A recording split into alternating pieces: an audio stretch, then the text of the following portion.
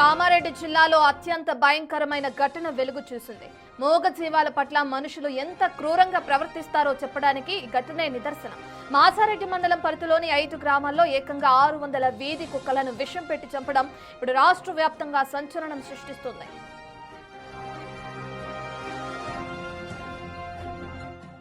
భవానీపేట, ఫరీద్పేట, వాడి, పాల్వంచ మరియు బండ రామేశ్వర్పల్లి గ్రామాల్లోని సర్పంచులు కుక్కల బెడదను వదిలించుకోవాలనే పేరుతో ఈ అమానుషానికి పాల్పడినట్లు ఆరోపణలు వస్తున్నాయి. సుమారు 600 కుక్కలను సామూహికంగా విషప్రయోగం చేసి హతమార్చారు. ఈ ఘటనపై సమాచారం అందుకున్న స్టే యానిమల్ ఫౌండేషన్ ప్రతినిధులు తీవ్ర ఆగ్రహం వ్యక్తం చేశారు. ఇక వారి ఫిర్యాదుతో పోలీసులు 5 సర్పంచులపై కేసు నమోదు చేశారు. అసలు ఇంత పెద్ద ఎత్తున జీవహింస జరగటం వెనుక ఎవరెవరి హస్తం ఉంది, అధికారులు దీనిపై ఎలాంటి కఠిన చర్యలు తీసుకుంటారో చూడాలి.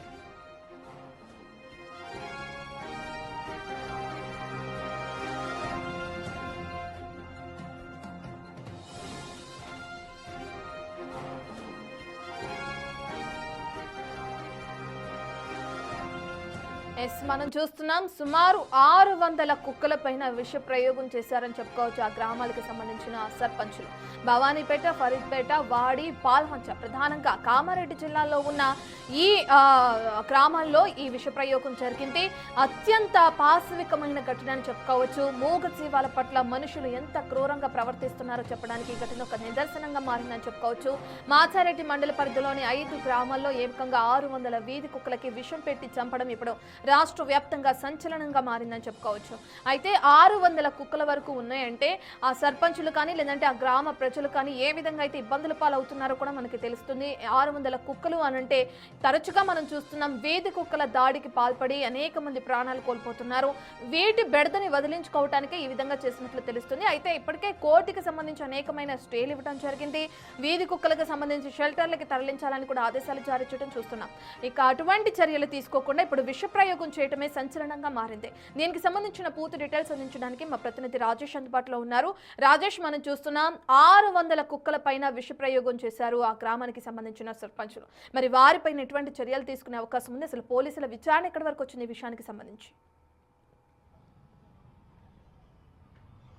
కామారెడ్డి జిల్లాలో దారుణ ఘటన చోటు చేసుకుంది. ఏదైతే అనిమల్ యాక్ట్కి సంబంధించి ఏదైతే స్ట్రే అనిమల్ వాళ్ళ సంస్థకు సంబంధించిన కొంతమంది వచ్చి నిన్న ఫిర్యాదు చేయడం జరిగింది. దీంతో ఒక్కసారిగా ఘటన వెలుగులోకి వచ్చింది. సుమారు 600కు పైగా కుక్కల్ని విషప్రయోగం చేసి చంపిన తర్వాత దాన్ని పూడ్చడం జరిగింది. ఈ కోణంలోనే విచారణ కొనసాగుతుంది. ఇప్పుడు ఏదైతే మాచారెడ్డి మండలంలోని భవానీపేట, ఫరీద్పేట, అలాగే వాడి, పాల్వంచ, బండరామేశ్వరపల్లిలో ఈ ఘటన చోటు చేసుకుంది.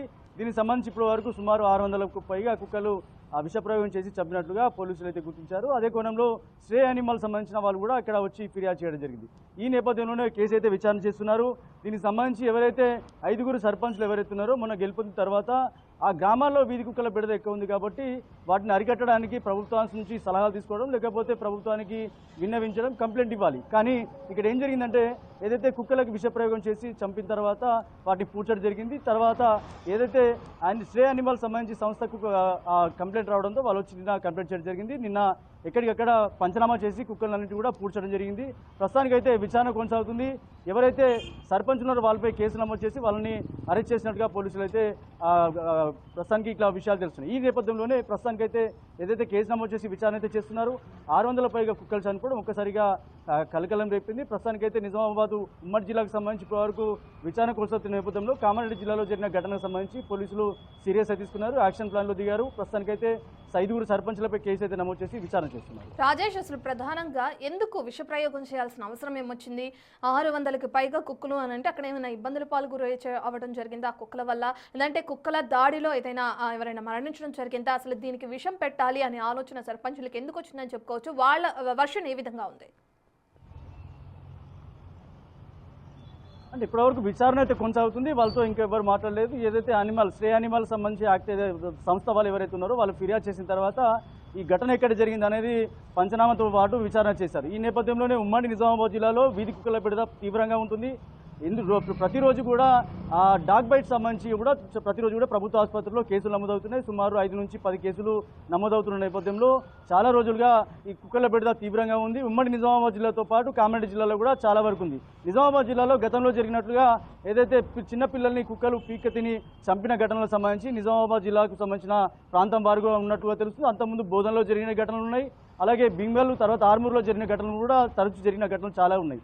ఇట్లా తరచూ కూడా ఉమ్మడి జిల్లాలో వీధి కుక్కల బెడద తీవ్రంగా ఉంటుంది. దీనికి సంబంధించి ప్రభుత్వం చర్యలు తీసుకోవాలి. ఒక పక్క ప్రభుత్వం వద్ద ఏదైతే దానికి సంబంధించి ఫండ్లు లేకపోవడం లేకపోతే నిధులు లేకపోవడం వల్ల కొద్ది ఇలాంటి ఘటనలు జరుగుతూ ఉంటాయి. కానీ ఈ రోజు జరిగిన ఏదైతే నిన్న ఈ గత 3-4 రోజులుగా జరుగుతున్న ఘటనకు సంబంధించి కామారెడ్డి జిల్లాలో 600కు పైగా కుక్కల్ని విషప్రయోగం చేసి చంపడం ఏదైతే ఉందో ఆ గ్రామాల్లో కుక్కల బెడద తీవ్రంగా ఉంది. కాబట్టి ఇలాంటి కఠిన నిర్ణయం తీసుకోవాల్సి వచ్చింది కూడా సర్పంచ్ సంబంధించిన ఆ గ్రామస్తులు కావచ్చు, వాళ్ళు బయట చెప్తున్న పరిస్థితి. కానీ విచారణ కొనసాగుతుంది కాబట్టి ఇప్పుడు ఎవరు బయట మాట్లాడే పరిస్థితి లేదు. కాబట్టి ఎందుకంటే కోర్టులో నడుస్తుంది ఇష్యూ అంతా కూడా యానిమల్ యాక్ట్ ఏదైతే క్రిటికల్ ఇష్యూ కాబట్టి దీని విషయంలో పోలీసులు కూడా దీనికి సంబంధించి విచారణ చేస్తున్నారు. విచారణ చేసిన తర్వాత పూర్తి వివరాలు వెల్లడించే అవకాశం ఉంది.